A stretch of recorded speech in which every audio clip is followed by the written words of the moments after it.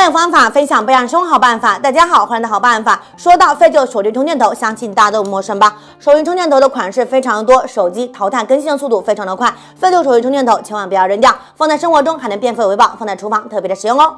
第一，直接用热熔胶呢将废旧手机充电头粘在厨房插座旁边，用来收纳电器插头。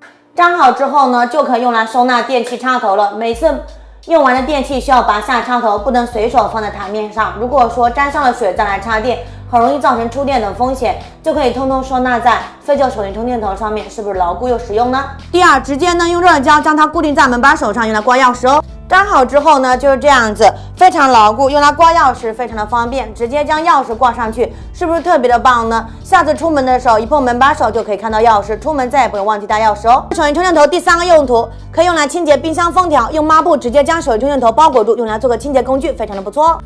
大家可以看到冰箱封条非常的脏，不用担心，我们直接用上我们做好的清洁工具呢，给它刮蹭一下。大家可以看到，轻轻一刮呢，里面的油污垢呢，通通给它刮出来。这是因为充电头呢，可以很好的渗入到冰箱封条缝隙里面，将里面的污垢呢全部清洁出来，不会对冰箱封条造成任何的损伤。接下来呢，我们将它全部刮干净就可以啦。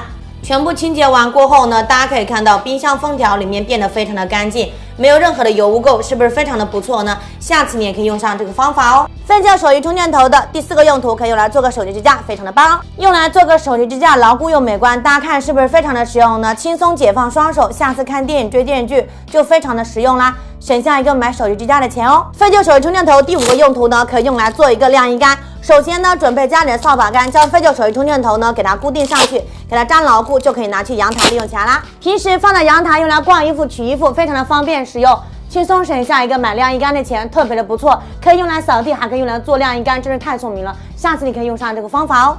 真是没想到，废旧手机充电头在生活中还有这么多用途，下次可以将它利用起来。赶紧将它转发分享出去，我们下期再见。